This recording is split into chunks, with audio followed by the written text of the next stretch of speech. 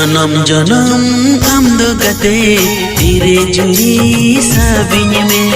जन्म जन्म आमदो गते तेरे जुड़ी साबिन में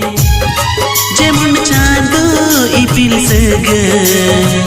दिस होबांगे तो पागो लिंगी अगन गाडादा दिस होबांगे रुवड़ा जन्म जन्म आमदो गते तेरे जुड़ी साबिन में जन्म जन्म आमदो गते तेरे जुड़ी साबिन में जेमन चाँदो इपिल सगे दिस होबांगे तो पागो लिंगी अगन गाडादा दिस होबांगे रुवड़ा